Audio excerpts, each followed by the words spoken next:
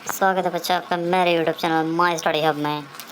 आज हम सॉल्व करेंगे त्रैमासिक परीक्षा 2024-25 का विषय सामाजिक विज्ञान कक्षा 9वीं का प्रश्न पत्र, जिसमें पहला प्रश्न है। आपको सारी कंडीशंस तो पता ही होंगी कि सभी प्रश्न अनिवार्य हैं और प्रश्न 6 से 17 तक 2 अंक है और शब्द सीमा 30 शब्द है। क्या आप इनको कभी पढ़ते हैं?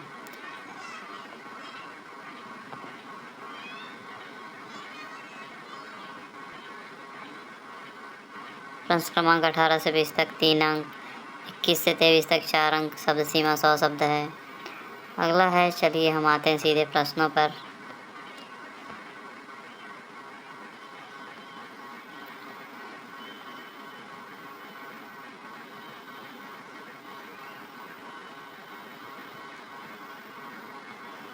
पहला प्रश्न है, फ्रांस में स्त्रियों को वोट डालने का अधिकार कब प्राप्त हुआ? अब वो तो आप ही बता पाएंगे, आप ही पढ़ाई कर रहे हैं ज़ोरों शोरों से, तो आपको ही पता होगा कि भाई 46 में हुआ कि 50 में हुआ कि 35 में हुआ कि 52 में हुआ। इसके बाद नेक्स्ट है, अगला क्वेश्चन है, संसद के कितने सदन होते हैं? अब आपने सोशल साइंस में पढ़ा ही होगा कि संसद के 2 सदन होते हैं, लोकसभा, राज्यसभा या फिर और कोई सदन होते हैं। वो तो आप नहीं पढ़ा है भाई, आप ही बता पाएंगे सही आंसर। नेक्स्ट है, लोकतंत्र के लिए आवश्यक है। तो लोकतंत्र के लिए क्या आवश्यक है भाई?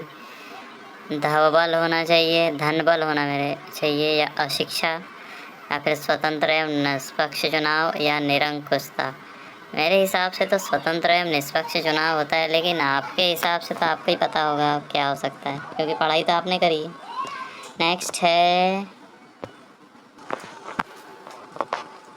नेक्स्ट क्वेश्चन है, भारत के क्षेत्रफल विश्व के क्षेत्रफल का कितना प्रतिशत है? भारत, ये भारत लिखा है या भारत समझ लेना भाई इसको। भारत का क्षेत्रफल विश्व के क्षेत्रफल का कितना प्रतिशत है? अब वो भी आपने नक्शे वक्शे पढ़े हैं भाई। 7% है, 1.5% है, 13% है, या 2.4% है। नेक्स्ट है, इनमें से स्थायी पूंजी कौन सी है? स्थायी पूंजी कौन सी है? यंत्र, कंप्यूटर, भूमि, उपरोक्त सभी। मेरे हिसाब से तो कंप्यूटर नहीं हो सकती, बिगड़ गया तो वो तो दुकान वाले का हो जाएगा। यंत्र, मशीन भी नहीं हो सकती, सुधारने देते तो आप वापस ही नहीं लाते। उसके बाद भूमि को कुछ नहीं कर सकते आप, ये होना चाहिए स्थायी पूंजी। अब उसके बाद तो मुझे नहीं पता, आप शायद उपरोक्त सभी भी लगा सकते हैं। उसके बाद है, निम्न में से स्थायी पूंजी कौन सी है? फिर से वही क्वेश्चन, एक स्थायी होगा और एक अस्थायी। अब वो अपने टीचर से पूछ लेना आपकी स्थायी किस में लगाना और अस्थायी किस में लगाना है। तो अब दुकानदारी नहीं होगा, ये दुकानदारी होगा। यंत्र, परिवहन, लघु स्तरीय विनिर्माण। तो आपने ही पढ़ाई करी है स्थायी पूंजी और अस्थायी पूंजी के बारे में, तो आप ही बता पाएंगे। नेक्स्ट है प्रश्न नंबर 2, रिक्त स्थानों की पूर्ति कीजिए। रिक्त स्थानों की पूर्ति कीजिए। भारत में वोट डालने की उम्र कितनी है? 50 साल होगी मेरे हिसाब से। तो आपके हिसाब से क्या होगी? कमेंट में ज़रूर बताना। अगला है, भारत के राष्ट्रपति का कार्यकाल कितना होता है? भारत के राष्ट्रपति का कार्यकाल 50 वर्ष तो नहीं है।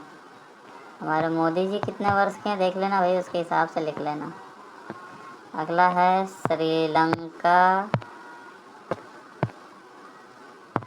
श्रीलंका की राजधानी क्या है भाई? भोपाल तो नहीं है? श्रीलंका की राजधानी भोपाल तो नहीं है ना? मेरे हिसाब से कोलंबो हो सकती है, आपके हिसाब से पता नहीं। नेक्स्ट है, कर्क रेखा भारत का खालिस्तान राज्य से होकर गुजरती है। तो कर्क रेखा भारत के कितने राज्यों से? 5, 8, मेरे ख्याल से तो 8 राज्यों से, अब आपका पता नहीं। नेक्स्ट है, भारत में सबसे बड़ी अपवाह द्रोणी है। अब ये इसका तो पता नहीं है, मुझे समझता भी नहीं है क्या होता है। भारत का संविधान कब बना है? ये संविधान लिखा है, ये संविधान होगा। अब 1950 में तो बना है, 1950 में, और कब? 26 जनवरी 1950 को बन करके तैयार हुआ है। अब आप क्या लिखते हैं वो तो आप ही जाने। अगला प्रश्न है, सत्य असत्य लिखिए। अब सत्य असत्य समझते ही आपको, ऐसा और ऐसा। तो जार लोकतांत्रिक शासक था। बताइए, जार लोकतांत्रिक शासक था। सत्य भी आ सकता है, असत्य भी आ सकता है, आप बताएंगे वो तो। अगला है, भारत एक धर्मनिरपेक्ष राज्य या नहीं है? आगे बढ़ते हैं।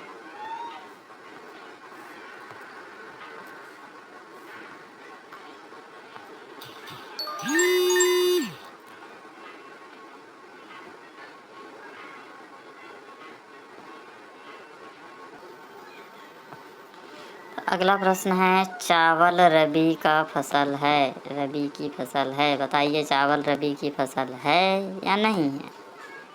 चावल तो दोनों की है, खरीफ की भी है, रबी की है। बताइए अब आप।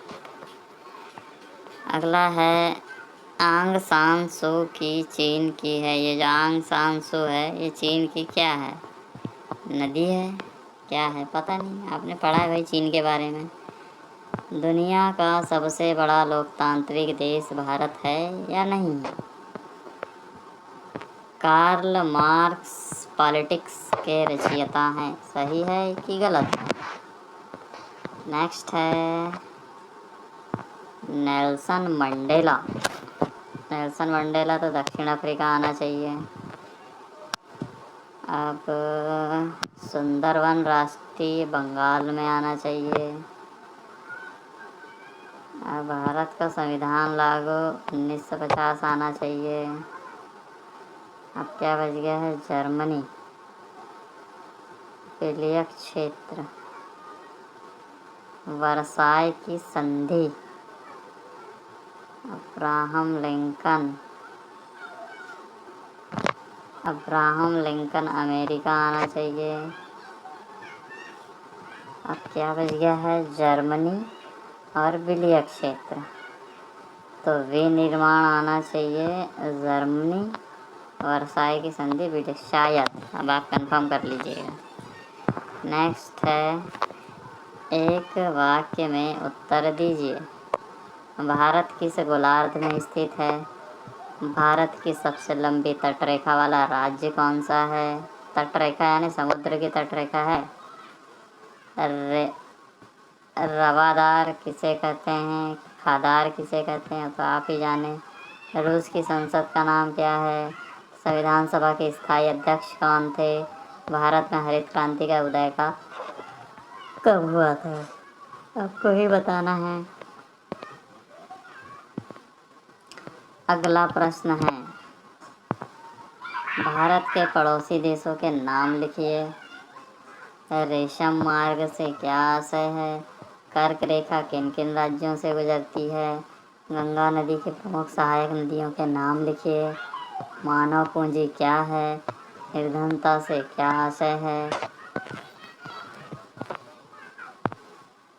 लोकतंत्र क्या है? वयस्क मताधिकार क्या है? पुलक शब्द को परिभाषित कीजिए। रूसी कौन था? खूनी रविवार की घटना क्या थी? रूसी क्रांति के प्रमुख कारणों से कोई दो कारण लिखिए। अगला था, आतंक का राज्य किसे कहते हैं? 18वीं सदी मध्य वर्ग का प्रमुख व्यवसाय क्या था? भारतीय संविधान की प्रस्तावना लिखिए। पथ निरपेक्ष से क्या तात्पर्य है?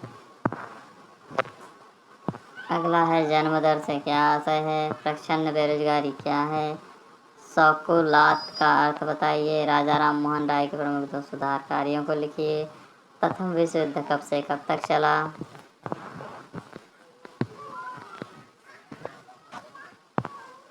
18वीं सदी से फ्रांसीसी समाज कितने वर्गों में बटा? लोकतंत्र क्या है? 3 लोकतांत्रिक देशों के नाम लिखिए। लोकतांत्रिक सरकार की कोई 3 मुख्य विशेषताएं लिखिए। भौतिक पूंजी एवं मानवीय पूंजी में कोई 3 अंतर लिखिए। रासायनिक उर्वरक का प्रयोग क्यों हानिकारक है? श्रृंगार और खादर भूमि में अंतर लिखिए। भारत को कितने भौतिक भागों में बांटा गया है? किसी एक का वर्णन कीजिए। हरित क्रांति से आप क्या समझते हैं? आधुनिक कृषि विधियों से प्राकृतिक संसाधन क्या असर पड़ा? संविधान के प्रमुख कार्यों की व्याख्या कीजिए। इकहरी नागरिकता क्या है? निम्नलिखित पर टिप्पणी लिखिए। मध्य उच्च भूमि, भारत के द्वीप समूह। निम्न को समझाइए। एल नीनो, जेड धाराएं।